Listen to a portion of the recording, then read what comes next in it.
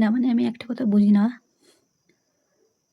জন্ম দিয়েছে মা বাবা, বড় করেছে মা বাবা, কিন্তু সমাজের একটা রুলসের জন্য মেয়েকে বড় করে যখন বিয়ে দেওয়া হয়, তারপর সমস্ত কিছু দায়ভার তার হাজব্যান্ডের। মানে মেয়েটা কোথায় যাবে, কি করবে, কি না করবে সমস্ত কিছু।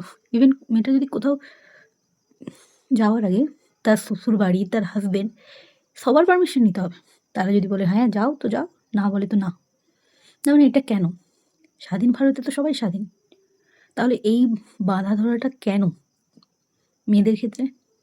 আমি সব ফ্যামিলির কথা বলছি না, বাট 80% ফ্যামিলি এইরকমই চলছে এখন, এই রুলসেই। আর বিশেষ করে আরেকটা কথা, যারা ওয়ার্কিং লেডি হয় তাদের কথা বলছি। তো তারা তো বাইরে বেরিয়ে কাজ করছে। তাদেরকে যদি সেখান থেকে কোথাও বেড়াতে নিয়ে যায়, সেখানে বাড়ির লোকের আপত্তি। কেন?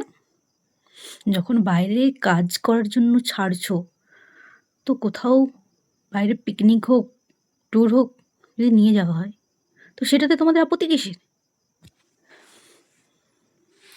আমি বুঝি না এই ব্যাপারটা।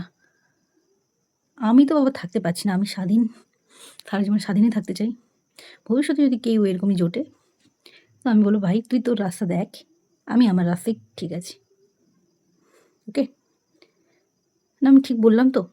যদি ভুল কিছু বলে থাকি একটু কমেন্টে জানাবেন। আমি জানি কিছু মানুষের মত আমার বিপক্ষে মত হবে, কিছু মানুষ তো আমার পক্ষে মত দেবে। দেখা যাক কার কমেন্ট বেশি আসে। আমি কথাটা কি ঠিক বললাম, হ্যাঁ কি না?